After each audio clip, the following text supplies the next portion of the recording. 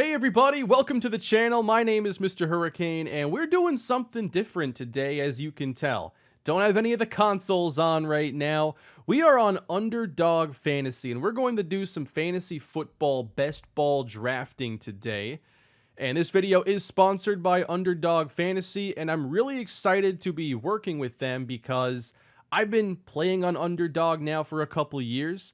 And I don't do like a lot of sponsored content or anything, so to be able to work with a company that I'm already familiar with is really nice. And I really enjoy fantasy football and playing it here on Underdog Fantasy.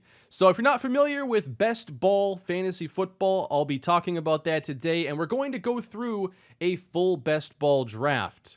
If you want to sign up for Underdog Fantasy, there is a link in the description, and if you make an account there and use the promo code Kane, they will match your first deposit up to $100, and you can get into some best ball drafting of your own. There's some other things you can do on here as well, a lot of ways to play, but right now it's best ball season. They just dropped the Puppy 3 yesterday.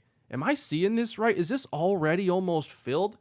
Well, I guess I'll be waiting for the Puppy 4 here pretty soon, but I'll be doing a puppy draft today. I did my first one yesterday, but let's get into what best ball really is. And by the way, I don't normally record videos like this with the face cam and doing something on a website and not like a game, so I don't have like layouts and I don't really have a lot of familiarity making content like this, so hopefully if I do more of this, it gets better. I'll move the camera around though and figure out where the best place is to keep it while I do this draft.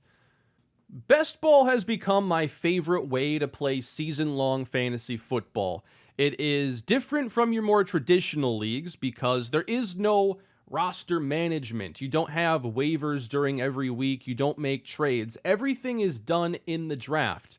The way it works is actually quite simple. Every week you're going to put up a fantasy score, but you're not having to set a lineup or do anything. What's going to happen is they're going to automatically take your best quarterback score from that week, your best 2 running backs, 3 receivers, best tight end, and then your best flex player.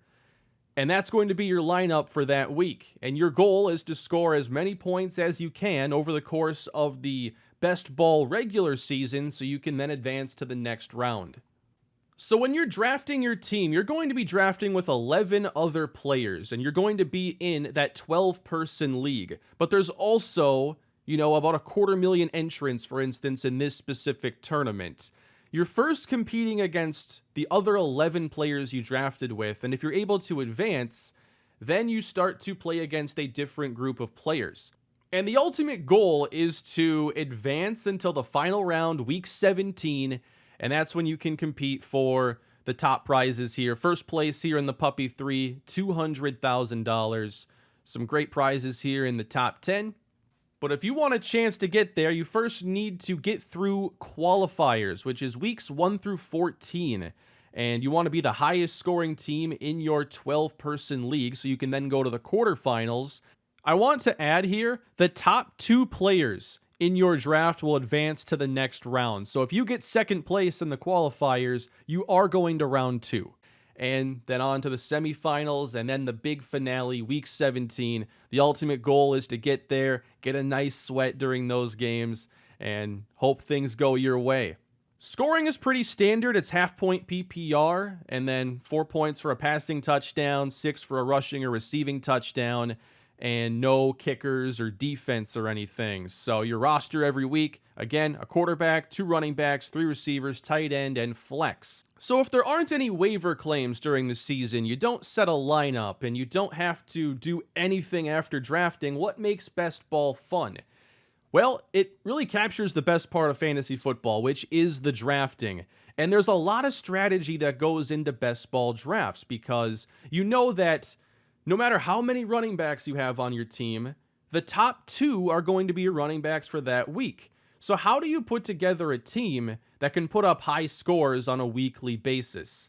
That's the part that I love about best ball, because I can take players where maybe I am pretty confident they're going to have a good season, but I don't want to sit here guessing what week it's going to be. I just want to be able to capitalize when those big weeks happen. You know, for instance, if you're drafting Marquez Valdez-Scantling of the Chiefs, is he going to put up a huge game every week? I don't know about that. We don't know about his role, but we know when he gets the football, big things can happen, especially with Patrick Mahomes and Andy Reid calling the plays. I'm excited to see what happens. And when you take MVS and best ball, you don't have to pick what week and start him and capitalize when he goes off. So you'll notice here I have a bunch of receivers, only 3 start every week. You're trying to put together a team that gives you a chance every week to put up big scores. You're accounting for bye weeks. You're also protecting yourself in the case of injury. We don't know what's going to happen. If this team has Josh Allen get hurt, we're pretty much sunk because all I did is take Baker Mayfield as my backup with the 186th pick. This is a draft I did yesterday, the first, when they dropped the Puppy 3. But what I wanted to do in this video is do a brand new draft and give you my thought process throughout the course of the entire draft. I think it's really fun to strategize and think about how you want to construct your team and what kind of strategy you're going to have. And there is a lot of strategy because you're trying to beat a lot of other players. You have to win your league first off and then move on to the next round and try to beat that group of players. And a good strategy can take you further in these tournaments. So the strategy I went with this draft was to stack Josh Allen. That is a big fantasy strategy, whether it's DFS or best ball. So when I took Stefon Diggs in the first round, I immediately was thinking, okay, if I have a chance to take Josh Allen and I'm not reaching and it makes sense, I'd like to have those two paired up. So every time they have a big week, I capitalize big time. Anytime Josh Allen and Stefon Diggs go off, they go off together because it's a quarterback receiver pair. So I got Diggs at 7, Josh Allen at 31, and I even threw in Dawson Knox here at pick 103. I got all these players around their ADP, didn't have to reach, and I got the trio there I really wanted. I passed on Jamison Crowder. I was originally going to take Khalil Shakir late in the draft, and then I kind of forgot about Isaiah McKenzie. But if I can get 2 pass catchers with my quarterback, I like that a lot. And then, you know, I have a different strategy with every draft depending on how it falls for the skill position players. So in this case, I went heavy on receiver early, took Steph Diggs, Tyreek Hill, and Rashad Bateman with like 3 of my first 5 picks. Took Cam Akers in there. And there are a lot of strategies you can go into here as far as how you want to set up your running backs and receivers so you can have those big scores on a weekly basis. So I think that we should get into a draft and see how it goes. At the same time here, I do have a couple sources pulled up. Sometimes when I'm drafting, I need some information just to double check a couple things. I'll show those off. But why don't we get into an actual draft and build a best ball team? I don't know yet the best place to keep my webcam for this, so bear with me as I figure out the best way to present this. So let me know what you think. If you like content like this, I would love to talk fantasy football more on the channel. I'm a big fantasy football player. It's just never really been content for me. It's just something I spend time doing during the week and a lot Sunday mornings. But really happy to work with Underdog. And again, if you want to sign up down below, you can do some best ball drafts. I'll be doing a 30-second per pick draft. You can do a slow draft here, 8 hours per, if it's hard for you to get, I don't know, about 40 minutes to knock out a draft here. But I'm doing this on the PC, but you can also download the app, and they have a nice UI. Drafting from the app is super easy. That's how I did the previous one I just showed you. Yeah, I think if I go right here under my queue, I'm not blocking anything that way. And let me know what you think. So, wow. My name on here is House Blitz. I'm at the 1.2. This is the earliest I've drafted so far. So I'm going to have a chance to take some players I don't normally have a chance to. And you'll notice the rankings here. It's normally ranked by ADP. A couple weeks ago, I went in and messed with a bunch of stuff on my own. But like every time I look at my rankings, I did about the first 150 players. Every time I see this, I'm like, I don't know about that. Or when I'm debating certain players on the clock, I second guess myself and whatnot. So these rankings don't really mean a whole lot. It's just, kind of some of my vague opinions when I looked at a few pieces of data. But yeah, I think I'm going to be able to take Justin Jefferson here with my first pick. And I'm a Minnesota Viking fan. Got a Harrison Smith signed helmet right there. And I haven't had a chance to take Jefferson this year. So assuming Jonathan Taylor goes number 1, I'm going to get JJ. I have been seeing Cooper Kupp go first over Taylor often. I'm going to take this chance to get Justin Jefferson, though. I think he's got a really good chance to be the highest scoring wide receiver this year in fantasy. I'm excited to see what he can do with Kevin O'Connell. So we're going to take Justin Jefferson here with the first pick, and I think we're off to a great start with that. So there are a lot of ways you can approach these drafts early on, and really, I like to base my drafts on how things fall and what I think is optimal to beat the competition. What opportunities am I getting set up with? What players are falling? And based on who my team already has, who are the best players to complement them so that I can build the best team I can? And in the past, when I've played best ball, I've done a pretty good job of getting my team through that first round, but not further. So I'm hoping to do more stacking and setting myself up to have better luck in the playoffs there. Because, I mean, the first step here in the draft is to, or the first step with your team is to win the whole thing weeks 1 through 14. So you get 14 weeks of action there, but then the playoff rounds are 1 week. And the best way to capitalize on a single week is for, your quarterback and receiver to go off together at the same time and put up the big points for you to advance to the next round. So am I stacking Justin Jefferson with Kirk Cousins? I might, but Cousins wouldn't be the first quarterback I take, most likely. Now, you'll know me as a running back guy.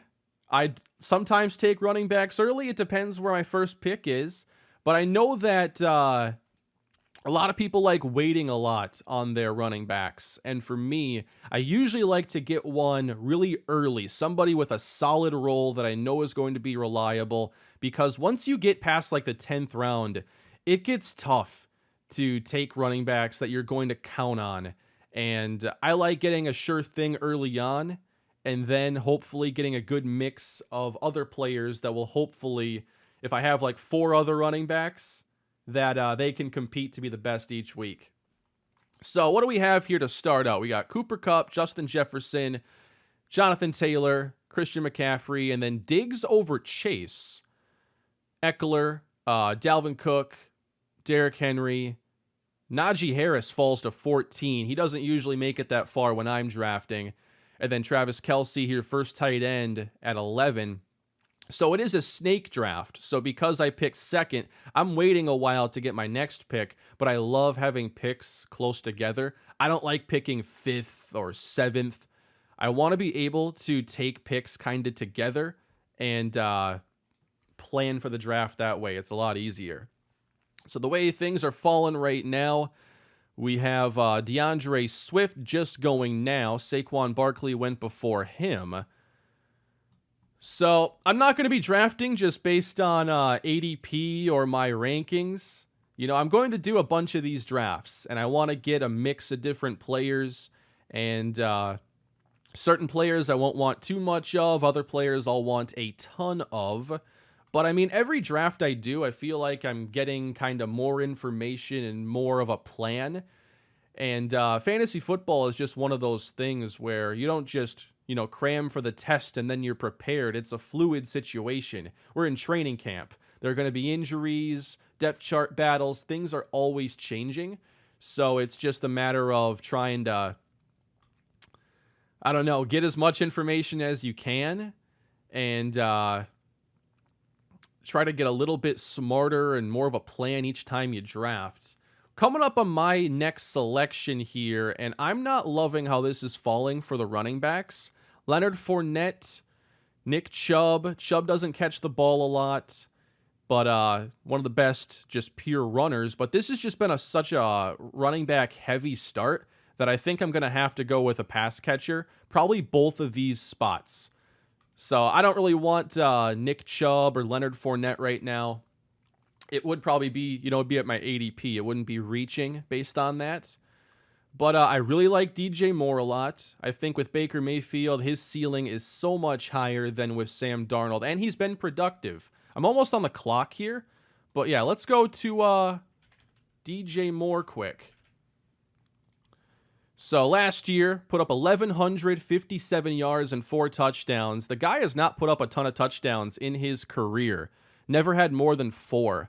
I think he's too good for that to continue. And it looks like I have a chance to take him right here. I also have a chance to take T. Higgins. Let me get T. Higgins right now. He has a higher ADP. If I can start out with Justin Jefferson, T. Higgins, and DJ Moore, oh, we're happy about that. We'll be cruising. So hopefully we don't see him go. There is Kyle Pitts. He goes very early. Tight end has a huge tier drop off early on. There are only a few guys that are going to have elite production or a chance at it. And one of them just went, and that's Mark Andrews. Now, this is earlier than I like taking Andrews because we know the Ravens were very pass-heavy last year, and I don't expect the same to be the case. They suffered all those running back injuries. They had Rashad Bateman as a rookie. But I think this year, if they can keep the running backs healthy, and there goes DJ Moore. So plans are going to change a lot here as we go. I have 20 seconds to make a pick. I have a Josh Allen team. I don't think I want to take him here. Oh, man. That kind of screwed with me a little bit. I'm going to take Mike Williams. Big touchdown producer last season, and I feel like the tides are shifting a bit in LA where Williams is really the number 1 receiver on that team, and he's the one that I'm counting on for the big weeks. This is best ball, so you really want to make sure you're getting players who have a chance to put up some high scores. If I have a team of 8 receivers, I can afford to take some chances on guys that are only going to be like deep ball threats. And especially with this start now, I have Justin Jefferson, T. Higgins, Mike Williams. 3 guys I like a lot, and I think will have big seasons. So who do I draft at receiver after taking them? I'm probably going to be pretty risky later on and take some players, maybe like a Robbie Anderson, who knows what his role is going to be, but he's been a downfield big play receiver in his career. And I'm not relying on him for a major role on this team. So the way I draft is I draft like my first 4 or 5 picks are going to knock it out of the park.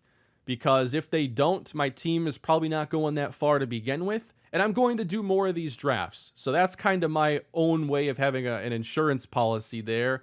So I'm not... I'm not going to handcuff my running backs or anything like that. I'm going to take the guys I believe in early, and I'm going to draft with the idea that they're going to tear it up, that Justin Jefferson is going to be the number 1 receiver, that T. Higgins matches what Jamar Chase does, and that Mike Williams catches 10 touchdowns. That's the theory of my team. And your team is you want to tell a story with your team. How does this team get to the top? And hopefully you do it by drafting some of the best players.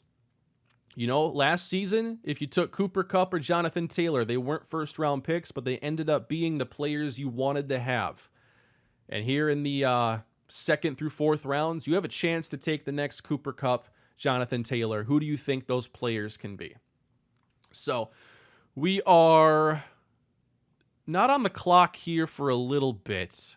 Man, I would have loved to have DJ Moore on this team. I like Mike Williams a lot. But DJ Moore, I think, is just undervalued in general because he's never had a high-quality quarterback play in his career. Yet he's only like 25 years old. He's got over 300 career catches. And if things click with Baker Mayfield, watch out for DJ this year. Dynamic player after the catch. I think he's in for a good year. I'm hopeful for the Baker Mayfield situation. How about quarterbacks? I think Josh Allen went. So he went at 34. What's cool in this case is that if I want to stack with any of these guys, I mean, Kirk Cousins isn't a great quarterback to have, but you can get him at a good price. in the middle of the draft. But if I want to stack these guys, I can take Joe Burrow. Unless he's gone. Where's Burrow on here? 73 ADP. I can take Justin Herbert. Herbert here, I kind of like the idea of. ADP would be close. I would get my first Justin Herbert team and have a good start there. Maybe I come back later, get a Gerald Everett. I think I might take the quarterback there if I have the chance to. And I also want to think about, my first running back, tight end. We see Waller, Kittle are available. There are only like 5 guys I'm thinking have a chance to score elite production. And that's going to be, Travis Kelce, Kyle Pitts, Darren Waller, George Kittle. And I know I'm forgetting someone right now. I only named 4 players there. I'm on the clock. I know I'm missing one there. I'm sorry that I'm missing somebody obvious. Yeah, I think I like taking Herbert here. I'm going to take my time. These 30 seconds, man, they tick down fast. And then I have a Cam Akers team. Do I want to do it again? I do like Akers. I'm going to take Herbert right here. We got Justin Herbert and Mike Williams stacked up. And then I don't mind Cam Akers. I don't have a team with Darren Waller yet, and I'm trying to figure out what that Raiders passing game is going to look like. I'm not big on Hunter Renfrow this year because Waller was hurt for much of last season. The ball had to go somewhere, and Renfrow was by far the best target there. So Waller only had 55 catches last season. He started off getting a ton of volume, and then the injury happened. And now they have Devontae Adams. So I know that's going to cut into Renfrow's workload. But do I want to go Waller here? I'm not sure I do. I like Allen Robinson this year. I want to see how he bounces back. So do I want to take Cam Akers? He has slid a little bit past ADP. We're at pick 50. I do have one Cam Akers team. You could tell in the playoffs, man, Sean McVay wants to use him a lot. I think he's got a solid role. I'm going to take Cam Akers here. I know that I don't pick now for 20 selections. I want to have at least one solid starting running back on a really good offense. So I have that. My previous draft saw me take Cam Akers, and then how did that follow up? Let's check out that draft. We have some time again. So I ended up taking A.J. Dillon and Tony Pollard after that. I love those picks. And, normally I don't think my philosophy in fantasy football would take like 3 running backs here in the top 100, but I like the receivers so much. Look who I'm getting after pick 100, after these guys. I'm getting Brandon Ayuk, who I think I want a lot of with Trey Lance as the quarterback. I'm hoping those two can develop more of a downfield connection. I got Garrett Wilson and Kenny Golladay. I know it's not the most flashy offenses or anything, but I think Kenny Golladay is significantly undervalued, as are Corey Davis and Curtis Samuel even. So, I take stands on players, the players I really believe in, and I love taking receivers that people just don't like taking anymore. All it takes is one bad season, and people turn on these guys. So I'm going to be there to hopefully get them. I think, Kenny Golladay isn't like old and washed or anything. I know I'm not going to be taking him anytime soon, but let's just, so we know free agent edition going to the Giants last year, and it was a mess. He played 14 games, but only had 76 targets, 521 yards, no touchdowns. And he was hurt the previous year in Detroit. So it's 2 years of down play for a guy who turns 29 in November. But I'm willing to take Kenny Golladay because if it works, what happens if I'm right? Kenny Golladay, I think, has a 1,000-yard, 5-6 touchdown season in him. And if I get him as my 6th receiver, I have so much depth there that I'm going to have a really strong receiving core. How we doing on bye weeks here? So we got Herbert and Williams linked up here at 8, Jefferson, Akers at 7. That's just something to keep in mind as you're drafting. You'd like to have 2 quarterbacks with different bye weeks. So when I take one of the quarterbacks that I think can be the number one guy, and to me that is, Patrick Mahomes, Josh Allen, Justin Herbert, Kyler Murray, those guys, and there might be some others, but hard to list off everybody. But I draft under the assumption that if I get one of those guys, they're going to finish very high, and I'm not taking a second quarterback until very late, and I'm only taking 2. If my first quarterback, for instance, was somebody like Derek Carr, I might even take 3 quarterbacks, because I know even if he has a great year, Derek Carr is not going to be the number one fantasy quarterback. He doesn't have the rushing production. I think, I forgot how many touchdowns he had last season. Let's see here. We got 27. He's never been a high touchdown producer. Now, with Devontae Adams on that offense, maybe things change. But if I get Derek Carr, I might even take 3 quarterbacks because I want 3 chances each week to put up a big score. I don't think Carr is going to be a top 5 guy. And neither does, the fantasy community. That's why he's drafted at 108 ADP as the number 13 guy. All right. Coming up on my picks again, I got Tony Pollard here. I mean, I could just set that up all over again like my previous draft at tight end.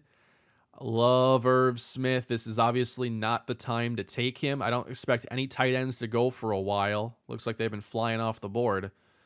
But, yeah, more receivers could be coming. Devontae Smith is available. Drake London. What do we think about that role in Atlanta? If they use him as a big slot, high-volume guy like a Michael Thomas, that's where I think his game is best. I don't think that I like him as much in any other role. So A.J. Dillon is still there. I end up with so much A.J. Dillon. I was really down on this pick when the Packers took him, but he's proven to be a good running back the last 2 years, and he plays a lot. That Packer offense, especially with their receiver situation, they're going to continue to run the ball a lot, and Dillon is a really good player. Yeah, I'm taking him.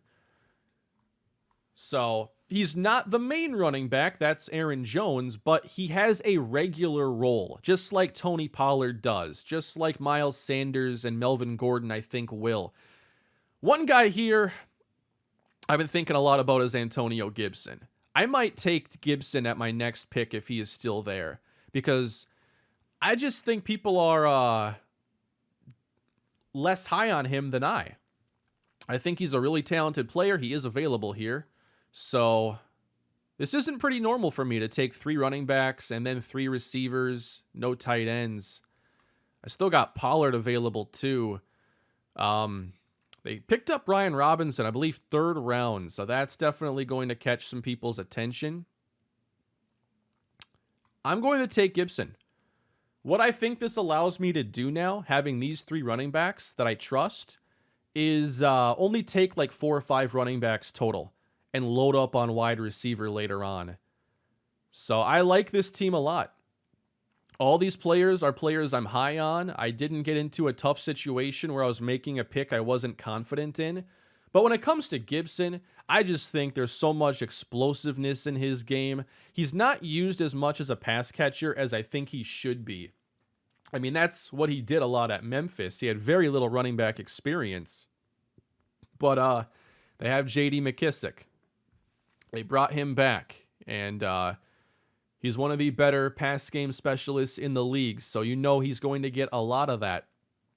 But I think there's still room for Gibson to take some of that production, and he did last year. It's not like he's completely losing it the way Nick Chubb loses his pass game production to Kareem Hunt. So here we have Gibson. Last year, he did catch 42 balls, and that is pretty serious. I mean, the yardage here isn't spectacular, and he fumbled the ball a lot. We don't want fumbles here. Those hurt. Not just in terms of points, but coaches, they'll bench you if you're fumbling too much, and that's the main concern. But if we go here, running backs, and just go to targets, I mean, he does have a role here. 21st in targets. You'd like it to be higher. I mean, there are obviously 20 other guys who have more.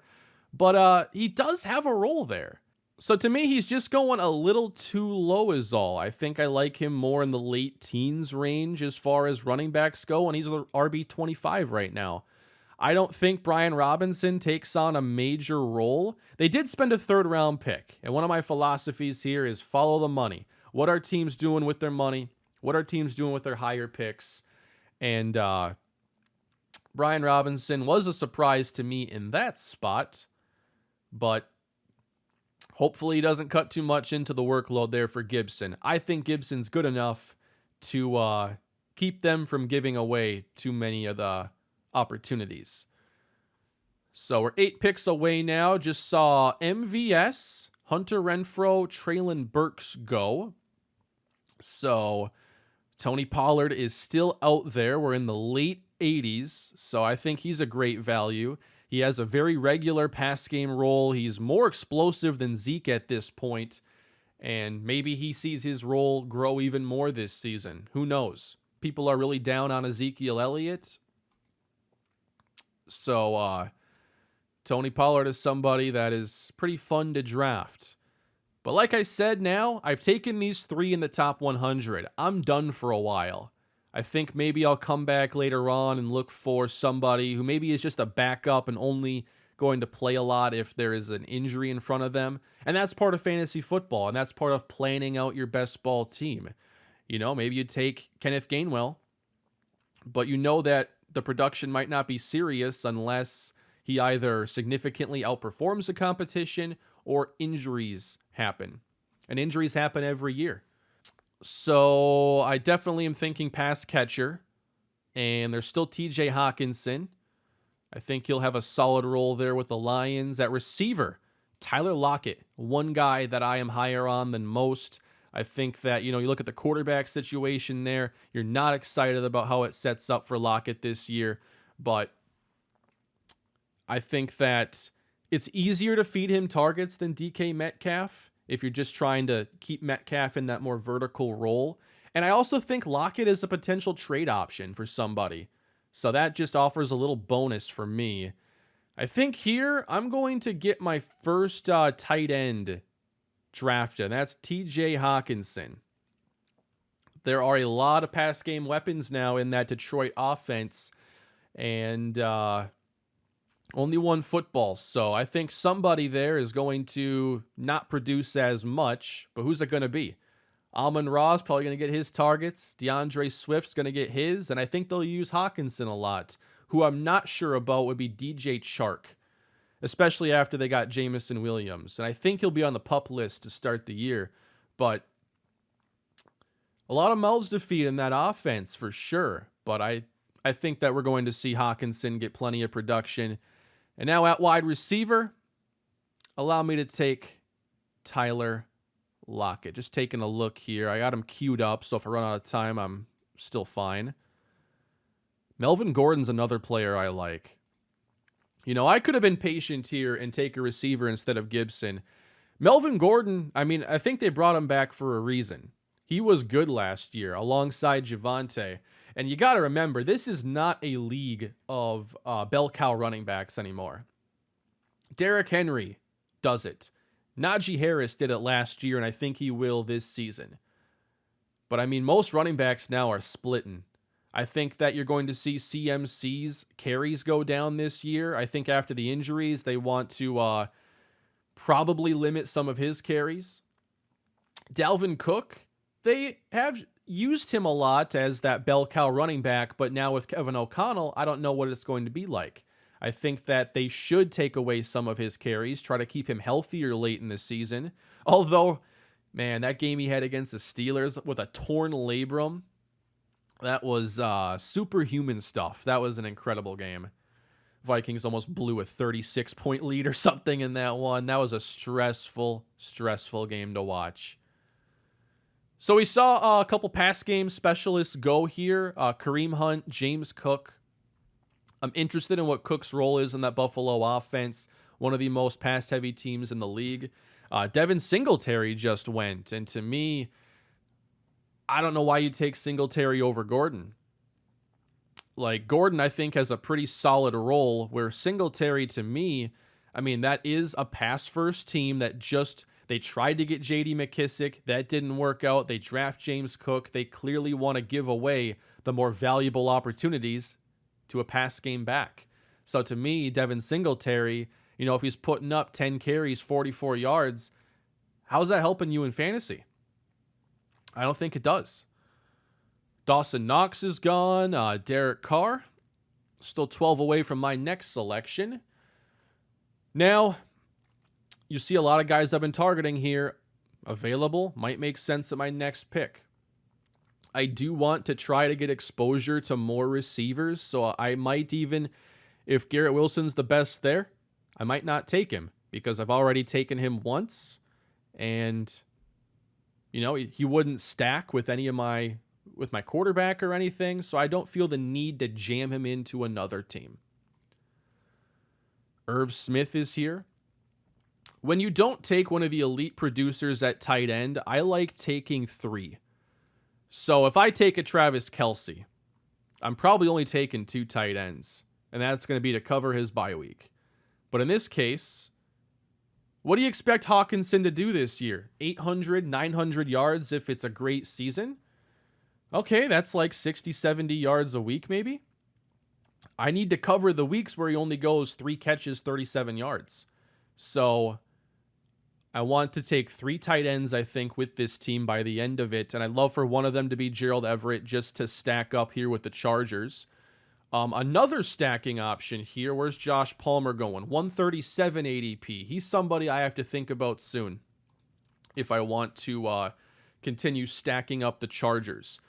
Now, the other element of strategy that people are using is trying to stack up the championship week.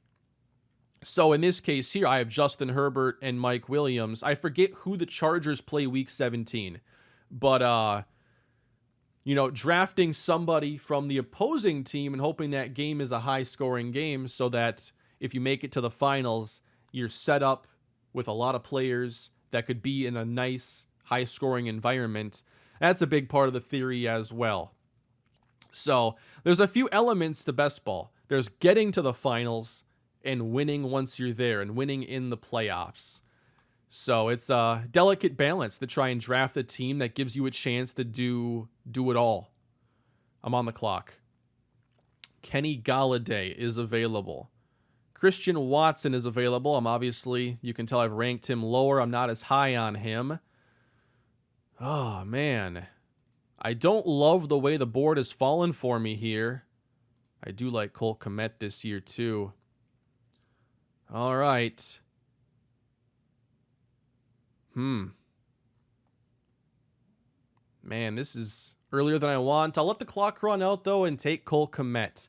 Irv Smith just went, and this has been a tight end heavy draft. They're just going a little bit earlier. And every draft you do is going to be different. It depends on who you're drafting with and what their tendencies are, who they're willing to reach on, if they're trying to aggressively stack something up. But, in general here, tight end is a position that I don't trust often. So I want 3 guys with solid roles. And I have 2, I think. And in the case of Cole Kmet, that's an offense with less competition. So I like that a lot. I still have only taken 4 receivers. And, man, I just don't love the way this has fallen for me. I'm going to take Kenny Golladay again. So I think that there is a possibility of Golladay being close to 1,000 yards and bouncing back with a big year. Hard to say. He's dealt with injuries. Last year, he was mostly healthy, but it was just the offense was a mess. I mean, Joe Judge got fired, but hopefully with Brian Daboll, Golladay bounces back. And if he does, this is going to be an absolute steal getting him here at 122. So we got a while till I pick again. Got 3 running backs here. How's that looking? Who do we like in this range? There are some players I just don't know what to do with. Tyrion Davis-Price, another pick that kind of confused me. They took Trey Sermon last year. Everybody was taking Trey Sermon in this range a year ago. And then he barely played, and Elijah Mitchell was the running back he wanted. And then I think Mitchell has some injuries he's dealing with, and they take Davis Price here in the 3rd round. That's a significant investment for what I perceive to not be a need. There's still Jeff Wilson. I like the running backs on that team, but they've done so well in the Kyle Shanahan era that if they take a running back, I'm automatically interested because they know what they're doing. They've done so well with guys like Raheem Mostert or spot starts for guys like JaMychal Hasty. So, maybe the Trey Sermon pick isn't working out, and that was one of the exceptions, but they have such a high hit rate on productive running backs that automatically gets me to take notice. James Robinson. I don't think he's on the PUP list. He suffered a bad injury last year. That Achilles is always one you worry about. I forget if there was more to the injury. But there's a high expectation that Travis Etienne's going to take over that backfield and just do everything for the Jaguars. And I think there's a significant overreaction. And I think that Robinson is too good to simply end up getting 2 carries a game or something like that, or just have a meaningless role. He's been really good the last 2 years. He can catch the ball, and I'm a huge Etienne fan. I was rooting for them to take him in the 1st round alongside Trevor. We never got to see them play together as a rookie as Etienne got hurt, but I think he is going to be a good running back with a serious role, but will it be a dominant market share role for him? That's the part where I'm like, Doug Peterson's a coach.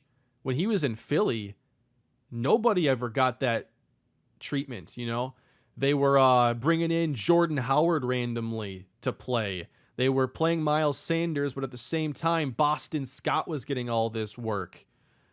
I just don't like it. ETN goes in the first few rounds, and I have 0 of him. And I don't like having 0 of a player I really like. But draft position matters. There's an opportunity cost with every pick you make. And I just don't think that the ETN or Robinson picks are accurate. I think ETN should probably go a little bit later and Robinson a little bit earlier. So I'm not afraid to take him, especially when I feel solid about the first few players I have in that spot. 3 running backs, 5 receivers. Typical roster construction here in best ball, if you're not familiar, is pretty heavy on the receivers because you're going to start 3 every week and there's a flex.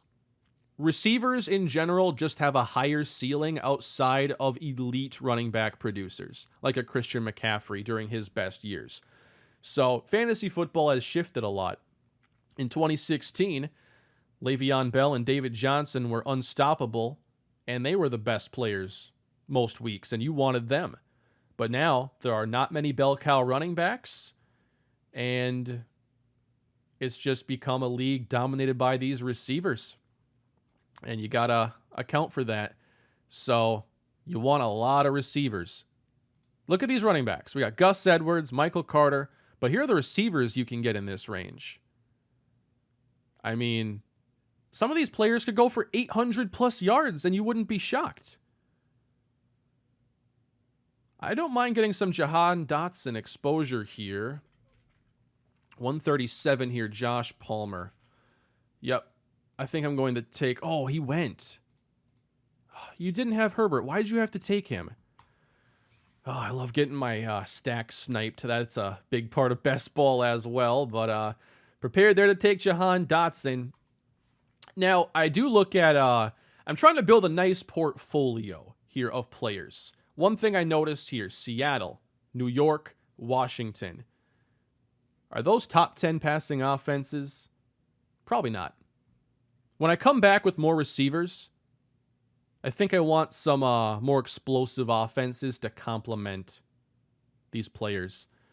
So is Robbie Anderson the best fit to go with these guys? I'm not sure about this draft, but I am now on the clock. And I think I'm going to take Gerald Everett. I don't pick for 20 spots, so I have to also keep that in mind. Do I think he makes it to my next pick? So I take him 5 spots above ADP, but that gives me now a Herbert, Williams, Everett stack. Pulling up the schedule here, week 17. So if I were to make it to the championship week, they play the Rams on Sunday Night Football that week. So if I have a chance to take a Ram, that's a good situation. I did. Now, I think watching one of the videos actually on Underdog's YouTube channel, I don't know if there's a lot of correlation between the running back and, the opposing team's number one receiver or anything. But, hey, if that ends up being a high-scoring game, I have the starting running back on one side and a huge trio on the other side. I think that sets me up pretty good. Could I get a pass catcher? Van Jefferson. The thing is, though, he's undergoing surgery, expected to return in a few weeks. His ADP is slipping. I don't know what it was as of a couple days ago or anything. I'm willing to take him because it helps complete my stack, and I like him as a player. But I'm not going to reach, and I want to see how far he falls. If he falls much further. Other receivers in this range I'm interested in. Corey Davis. I just think he's a really solid receiver. Last year, didn't have the best quarterback play. I don't know if that changes a lot this year. Maybe. Got to keep in mind, here are the quarterbacks. The quarterbacks for these guys. Maybe Geno Smith, Drew Lock, Daniel Jones, Carson Wentz. Do I want to throw a Zach Wilson receiver into this team? I don't know about that. I'd rather take a chance on Romeo Doubs, who Aaron Rodgers is already talking about to the media. He is standing out early in camp. We always get those stories. And, anybody could emerge as the Packers' top receiver. It could be Allen Lazard, Christian Watson, Romeo Doubs, Amari Rodgers, Randall Cobb. Who knows who their top receiver is going to be? But if you have a chance to take that guy potentially here, we're in the 14th round. Pretty good situation. I wouldn't mind an Aaron Rodgers receiver on this team. So, unless he just went, no, he should still be there. I had to scroll. So we're looking at a 192 ADP. I'm not taking him in this range, probably. Oh, there's Will Fuller. You got some of these guys, too, that aren't on teams. How do you approach that? What do you think about Will Fuller? Where could he potentially go? Because if he's on a team and he's healthy, I love Will Fuller. He's a fun downfield receiver. I've become a big fan of his, mainly through fantasy football. Playing him in DFS, getting him in season-long best ball, and cheering for those big weeks. But hopefully now he can find a team and have some more, because he's a player that's dealt with a lot of injuries in his career, unfortunately. I'm at 6 receivers, 3 tight ends. I feel like I'm done there.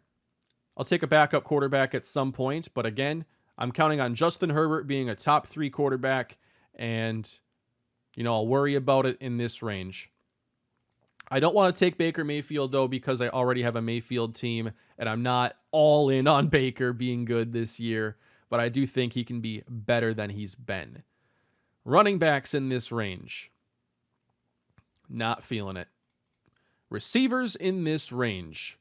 Isaiah McKenzie, Corey Davis. So, McKenzie is a downfield receiver. Could have more of a role this season. I'm going to take Isaiah McKenzie. That gives me a big play option here. There might only be 1 week where I need him, but that would make it worthwhile. Say I have a bye week or an injury. If Isaiah McKenzie can just come through for me a couple times this season, the pick is worth it. So, 171 ADP, took him at 167. I like that. And maybe now I'm more willing to take Corey Davis with my next pick. I'm not interested in Sammy Watkins. I forgot about him. Are we convinced he makes the team? To me, that depends on how much guaranteed money he got in his deal. This is how my drafts have been going, though. I feel like I'm taking running backs earlier than I want to, but I like the receivers a lot in this range. I'm convinced I'm getting some of the best steals. And Corey Davis just went one pick before me, so I have to scramble here to find somebody now. Oh, I wasn't counting on that happening. Will Fuller, Curtis Samuel, Alec Pierce. I think, give me Paris Campbell. Another guy who can be a downfield, big play threat.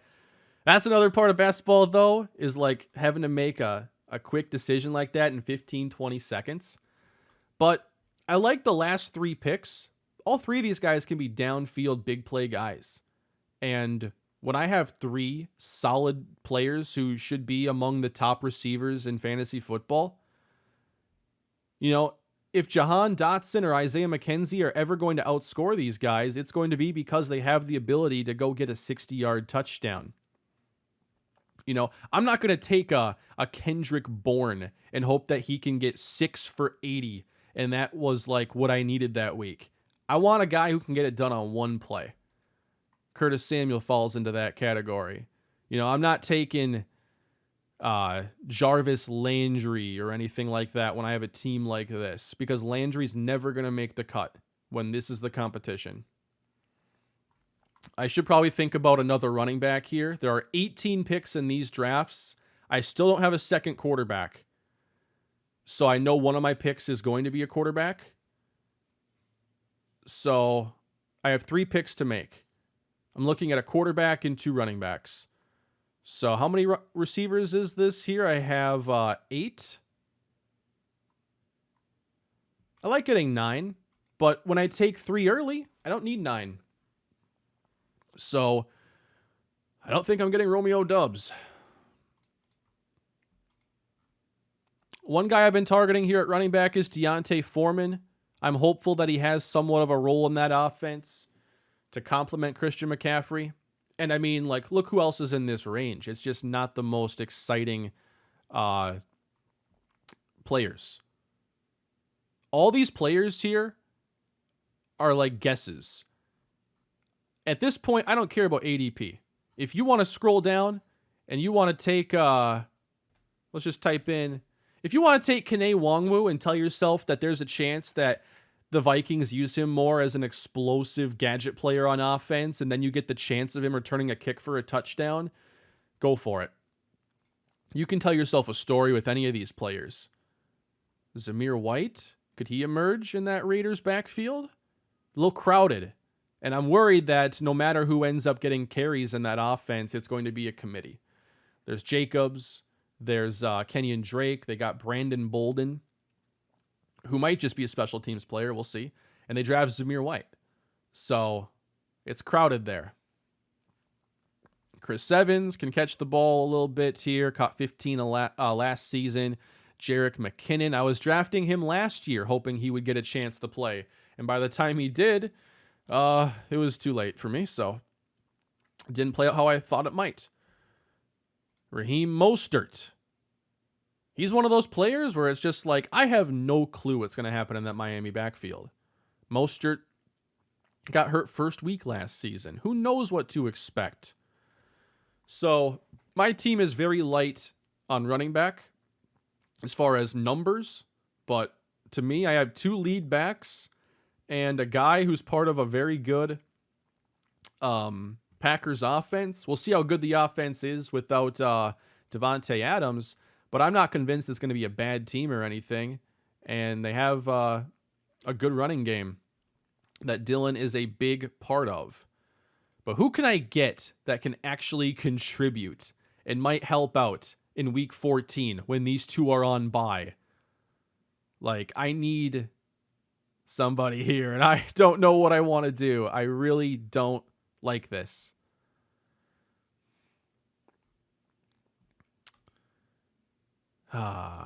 Raheem Mostert. Do you take a chance? I mean, he's a big play guy if he gets any playing time. He's got serious wheels. I'm going to take a chance on Raheem Mostert. Probably won't have a lot of him here in best ball, but I like my big play options here. But I'm not convinced that role is regular, that he'll have a role at all. We'll see. Kenyon Drake, man, just a little while ago, he was like a top 20, top 30 pick in fantasy after having that good year with Arizona. Last year was not what people, 2020 was not what people expected, really.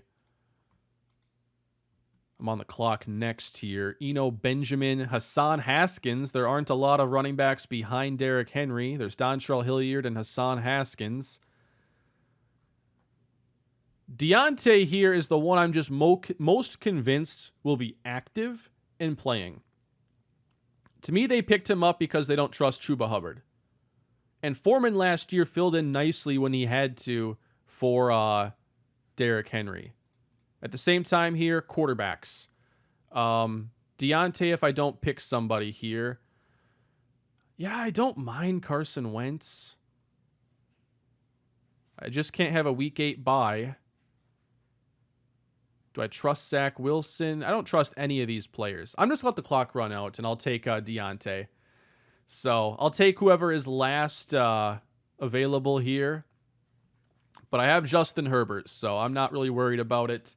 Let me look at the Week 8 schedule and just see, like, all right, who would be maybe a nice team to have there? I got the schedule pulled up here on my phone.